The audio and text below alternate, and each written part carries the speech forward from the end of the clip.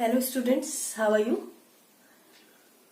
जैसा कि बच्चों पिछली वीडियो में मैंने आपको रिसिप्ट्स और पेमेंट अकाउंट के बारे में बताया था। So today we are going to do the question of it. थोड़ा सा और उसे समझने के लिए मैं आपको आज क्वेश्चन नंबर 1 बता रही हूँ एनसीईआरटी का। तो बच्चों देखिए, सबसे पहले आपको क्वेश्चन को समझना पड़ेगा कि क्वेश्चन क्या कह रहा है।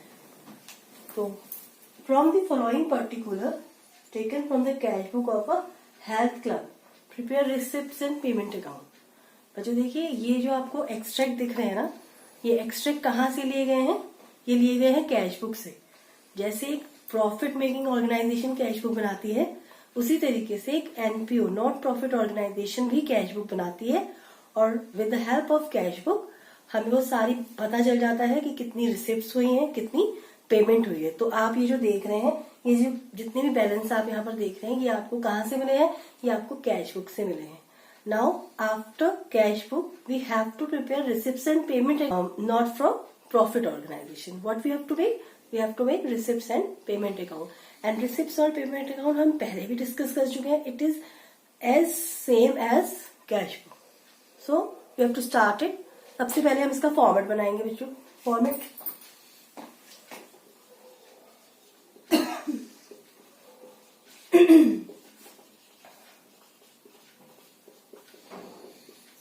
जैसे कैश बुक में आपके डेबिट साइड में रिसिप्ट आती है, इसमें भी रिसिप्ट आएगी। उसके बाद अमाउंट, पेमेंट, अमाउंट। इसका क्या मतलब है कि डेबिट साइड में रिसिप्ट और क्रेडिट साइड में पेमेंट। तो शुरू करते हैं। सबसे पहला हमें दिया हुआ है ओपनिंग बैलेंस। बच्चों देखिए, इसमें ओपनिंग बैलेंस आपको दोनों के गिवन है। कैश इन हैंड भी गिवन है और कैश एट बैंक भी गिवन है। तो बच्चों देखिए, जैसे कैश बुक में तो हम अलग अलग कॉलम बना के करते हैं, लेकिन रिसिप्ट और पेमेंट अकाउंट में कॉलम नहीं बनता है। इसमें हम दोनों ही बैलेंस को दिखाएंगे।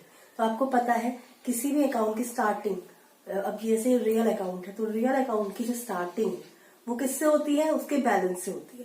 तो शुरू करते हैं। सबसे पहले हम डालेंगे बैलेंस ब्रॉट डाउन, और आपको दोनों के ही बैलेंस गिवन है। लिख देंगे कैश इन हैंड और कैश एट बैंक। अमाउंट हम अंदर लिख लेते हैं। ये हो गया 5000 और इसका हो गया 25,000। तो टोटल जो अमाउंट हमारा बाहर रहेगा वो जाएगा 30,000 रुपीज का। ये तो सिंपल है, जैसा आप पहले भी कर चुके हैं कैश बुक। अब आ जाइए, नेक्स्ट आइटम है सब्सक्रिप्शन। बच्चों देखिए, सब्सक्रिप्शन एक एनपीओ के लिए, अब आपको ये पता लगाना पड़ेगा कि रिसिप्ट हुई है या आपने पेमेंट करी है। तो जो सब्सक्रिप्शन होता है बच्चों, सब्सक्रिप्शन क्या है? Subscription is an receipt for NPO. एक मेजर इनकम होती है इनकी। और सब्सक्रिप्शन क्या होती है? We have already discussed in our previous video. तो सब्सक्रिप्शन रिसिप्ट होती है, तो हम इसे कहाँ दिखा देंगे? रिसिप्ट साइड में दिखा देंगे। तो हम यहाँ लिख देते हैं सब्सक्रिप्शन। सब्सक्रिप्शन जो हमें मिली है वो मिली है 1,65,000 रुपीज की। Now the next item is donation. Donation of ₹35,000। अच्छा देखिए, डोनेशन भी एक सोर्स ऑफ इनकम है एनपीओ के लिए। तो ये भी क्या होगी? रिसिप्ट होगी। तो रिसिप्ट साइड में डाल देते हैं डोनेशन।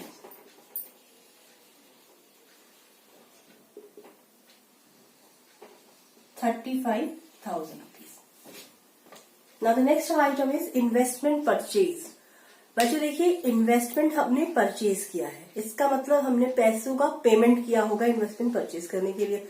तो हमको ये कहाँ दिखाना है? हमको ये पेमेंट साइड में दिखाना है। और बच्चों एक बात और इसमें आपको ध्यान देनी है, रिसिप्ट्स और पेमेंट अकाउंट बनाते समय आप रेवेन्यू नेचर और कैपिटल नेचर का ध्यान नहीं रखेंगे, क्योंकि जैसे कैश बुक में हम इस बात का ध्यान नहीं देते हैं कि ये रिसिप्ट पेमेंट है, कैपिटल पेमेंट है। जो भी पैसा हमें मिलता है वो हम रिसिप्ट साइड में डाल देते हैं, और जिस चीज के लिए हमने पेमेंट किया होता है उसे हम पेमेंट साइड में डाल देते हैं।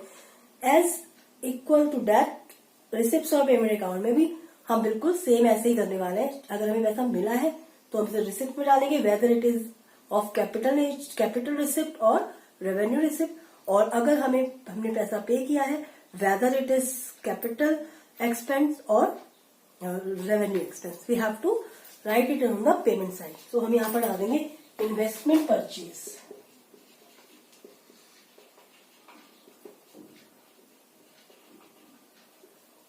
80,000।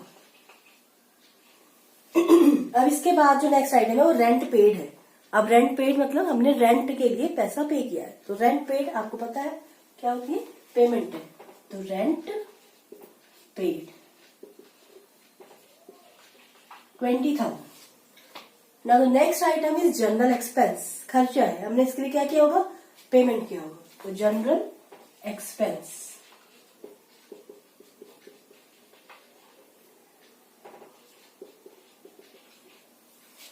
इसके बाद दिया हुआ है postage and stationery. Postage and stationery is also an expense for NPO. पोस्टेज एंड स्टेशनरी के लिए हमने पैसा दिया है कितना, 2,000 rupees. Now the next item is courier charges. Courier charges, जैसे आपको पता चला चार्जेस मतलब वी हैव पेड इट, तो ये भी आपकी क्या होगी, पेमेंट होगी, courier charges 1,000 rupees. Now the next item is sundry expense. Sundry expense क्या होता है, कुछ छोटे मोटे खर्चे भी किसी भी ऑर्गेनाइजेशन में होते हैं, 10 रुपए 20 रुपए 30 रुपए, तो उन सबको एक्यूमुलेट करके एक कॉमन हेड में डाल दिया जाता है सन्ड्री एक्सपेंस। तो ये वो सन्ड्री एक्सपेंस है, आगे एक्सपेंस लिखा हुआ, it means it is also payment, so we will write it in the payment side.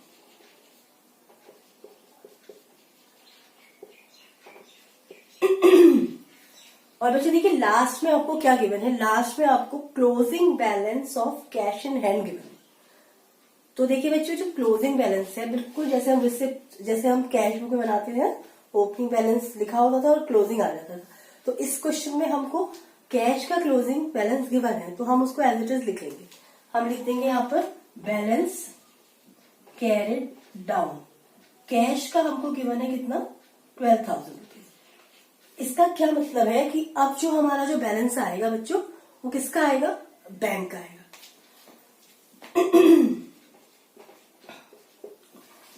तो बस हमने सारी आइटम्स डाल दिए बच्चों। अब हमें क्या करना है, we have to calculate it, what is our closing balance of bank. तो इस साइड का टोटल कर लेते हैं, कितना आ रहा है,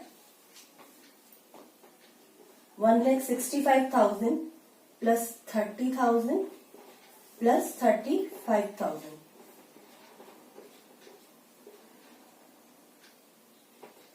ये आ रहा है 2,30,000 रुपीज।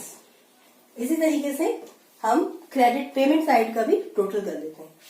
तो 1,39,000 रुपीज, इधर का आ रहा है 2,30,000 और इधर का आ रहा है 1,39,000। इसका क्या मतलब है कि हमने जो रिसिप्ट करी है वो तो 2,30,000 की हुई है हमारी, और जो हमने पेमेंट किया है वो हमारा कितना हुआ है, वो हमारा हुआ है 1,39,000 रुपीज। तो हमें बैलेंस निकालने के लिए क्या करना पड़ता है बच्चों, जो बड़ी साइड होती है उसमें से छोटी साइड को माइनस करना पड़ता है। तो 2,30,000 में से हम 1,39,000 रुपीज को क्या कर देंगे, माइनस कर देंगे, तो हमारा जो बैलेंसिंग फिगर है वो आ जाएगा। तो ये आ रहा है 91,000 रुपीज। इसका मतलब है कि हमारा जो बैंक बैलेंस है वो कितना आ रहा है, 91,000 रुपीज, और इसको हम लिख देंगे बाहर। तो ये साइड भी कितनी होगी, 2,30,000 रुपीज होगी, और ये क्वेश्चन आपका कंप्लीट हो गया। Did you get it? कुछ नहीं करना है, बस आपको ये देखना है कि अगर पेमेंट किया है तो पेमेंट साइड में दिखा देंगे, weather it is of capital nature और रेवेन्यू नेचर। रिसिप्ट हुई है उसको भी हम क्या कर देंगे, डेबिट साइड में दिखा देंगे, weather it is a capital receipt और रेवेन्यू रिसिप्ट। बच्चों देखिए तो रिसिप्ट और पेमेंट अकाउंट हो गया। अब जो नेक्स्ट स्टेप होगा वो क्या होगा कि हमको बनाना पड़ेगा इसमें इनकम और एक्सपेंडिचर अकाउंट। बच्चों जब हम इनकम और एक्सपेंडिचर अकाउंट बनाएंगे ना, तब हम इस बात को कंसिडर करेंगे कि जो हमने रिसिप्ट साइड में डाला है कि वो कैपिटल नेचर का है या फिर रेवेन्यू नेचर का है। अगर वो कैपिटल नेचर का हुआ तो हम उसे बैलेंस शीट में दिखाएंगे, और अगर वो रेवेन्यू नेचर का हुआ तो हम उसे इनकम और एक्सपेंडिचर अकाउंट में दिखाएंगे। इसी तरीके से पेमेंट साइड में भी देखेंगे, अगर वो कैपिटल नेचर का हुआ तो हम उसे बैलेंस शीट में दिखाएंगे, और अगर वो रेवेन्यू नेचर का हुआ तो हम उसे किस में दिखाएंगे, इनकम और एक्सपेंडिचर अकाउंट में दिखाएंगे। बच्चों कभी कभी अगर आपको कंफ्यूजन हो कि कैपिटल नेचर है और रेवेन्यू नेचर है, तो बस आप एक बात समझ लीजिए कि अगर जैसे आपने इन्वेस्टमेंट परचेज सुना, तो रोज रोज हम हर महीने हम इन्वेस्टमेंट परचेज नहीं करते हैं ना।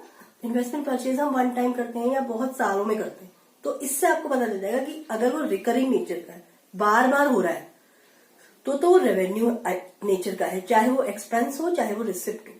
अगर वो रिकरिंग नेचर का नहीं है, बार बार नहीं हो रहा है, तो वो कैपिटल नेचर का है। बस सिंपल आपको सोचना है कि, क्योंकि याद नहीं करना है, सोचना है कि अब क्या वो कैपिटल नेचर का है, क्या वो रेवेन्यू नेचर का है। अगर कैपिटल नेचर का है बैलेंस शीट में डाल दीजिए, सिंपल। जैसे आपने पीएनएल बनाया था ना, फाइनेंशियल स्टेटमेंट बनाए थे हमने पिछले साल, just like it you can start the question means, I mean to say that. Okay, thank you for watching.